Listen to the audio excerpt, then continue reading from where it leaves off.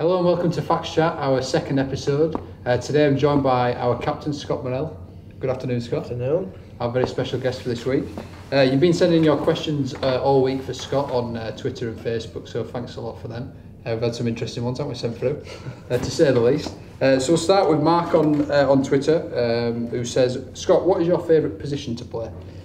My favourite position to play is probably 13, getting your hands on the ball all the time, and obviously defending in the middle, but this season and last season I really enjoyed playing a standoff, so yeah, I'm really enjoying both positions. Does that also depend on who you're playing in there with, maybe in the pack or maybe in the half? Does that depend on where you're about to play? Or? I don't know really. I'll just, wherever coach puts me, I'll play, but I enjoy playing 13 and also I've enjoyed playing 6 over the last couple of years. Good stuff. And another one from Mark, who sent 2 in. His second question is if you were invisible for a day, what would you do? Invisible for a day?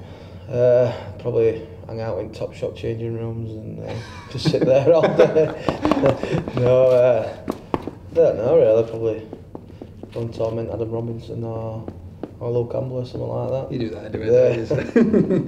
Yeah. Helen on Twitter wants to know, Scott, what are your pre-match rituals leading up to a game? Don't really have any, to be honest. Probably one is I always eat 3 hours before a game. Don't like to have anything off there. Up until 3 hours I do eat a lot, but after 3 hours before a game. What is that usually the same thing every week, or does it depend? Yeah, I don't like to have too much on game day. I have my cereal or breakfast in the morning, probably a bit of fruit, and then 3 hours before a match I'll have two chicken wraps and got to finish with my Snickers. Is it different to pace what you eat depending on when the game's played? Like we just had a Friday night game. Does that make it different during the day? Yeah, it does. You just have your normal dinner and that, but I'll always eat 3 hours before a match, so I'm not too full when I'm playing. Yeah. Good stuff. Joe wants to know on Twitter, who's the best player you've played with at Halifax? I suppose you have to be careful how you answer this, especially if you've got a lot of friends in the squad. There's been a couple over the last few years. Probably Lee Patterson were a good player when I first come to the club. He helped me a lot when I first come to the club. He was a good player. Mitch Carlane this year has been a very, very good player this year. But if I don't say this lad, he probably won't speak to me for 3 months. It's Adam Robinson. He's the best kicker, best tackler, best runner. That's from his point of view. There you go, Adam. You got your name on.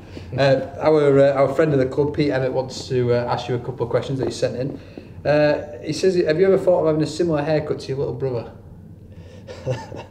I don't know what he means by that. What is that? He's got a Paul Weller haircut, so it's all short at back and then big long sideburns like that. So could we not see that being sported on the pitch? It's not for me, but Yellow does it because it's very receding. Nothing wrong with that. Yeah. Another one from Pete. Ask Scott why he dropped out of the charity bike ride from eating too many Krispy Kremes. Doesn't seem very... No, that's not very nice, was it? Very wingnut. Obviously, yeah, Heartbeat Sport did a charity bike ride about 2 years ago now, and I broke my hand in the game on the weekend, and then so I wasn't able to ride the bike, and Tonksy and Robbo asked Pete to do it, and I think he lasted about 3 miles until he got behind, and then he just travelled rest at part in Sean Rothery's boot.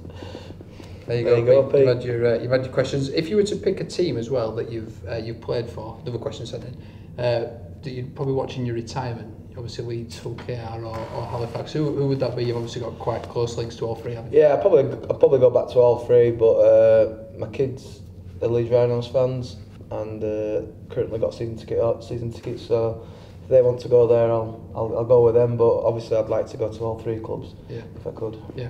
That was from Paul on Twitter, thanks for that, Paul. Darren Leach wants to know, Scott, when you're kicking, have you ever thought about kicking the ball into open space rather than straight to the opposition?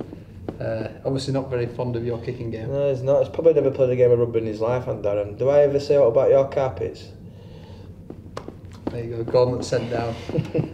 Jason Everton, a former teammate of yours, I believe, he wants to know, were you always the prankster? Are you always the prankster at Halifax, just like you were at Hull KR? There's a story to that. As when I first signed for Hull Kingston Rovers, I did an interview in the paper and they were asking me questions about myself, and I told them that I like having a laugh in training. Obviously it's time to be serious, but away from training I like having a laugh and a few jokes and stuff. So headline was Murrell wants to bit Prankster of all Kingston Rovers like that. So ever since boys seen that, they just got into me straight away. So no, I'm not Jace. Question sent in from Trevor on Facebook wants to know what is it like playing under Richard? What's the different style been like this season compared to last season and previous seasons? No, it's been good. Richard, he obviously he has his plans set out what he wants to do in the games, but he also likes the players to have their input and how they want to play against the teams, and he listens to the players, and it's been really enjoyable this season. I know you're good friends with Carl. Has there been quite a big change from last season? Obviously the personnel's changed quite a bit on and off the field. Would you say it's perhaps for the better this season, or would you say that both coaches have got the good things about them, and Carl was a good coach and he's a good friend of mine, and Richard's come in now and he's brought his systems in, and us as a team are all buying into that. Good stuff. Tom on Twitter says, did you believe that before the start of the season that you'd be able to get into the top 4, and would you have taken this position that you're in at the moment at the start of the season? I think you've got to, haven't you? As a team, we're going to every game thinking we can win the match. So obviously you've got to target. Obviously you want to come first, but sometimes that's not realistic. And I think top 4's still achievable for us, and we just got to worry about ourselves week in, week out, and get them victories. Good stuff. And that concludes all the questions we've been sent in that we're able to say. So thanks again for sending any questions in. Next week's FAX chat is with Craig Poskett, so make sure you get your questions sent in for Craig. Again on the usual channels. Thanks to Scott for joining us this afternoon. We've enjoyed it. Cheers, mate. Thank you. And we'll see you again next week. Thank you for watching.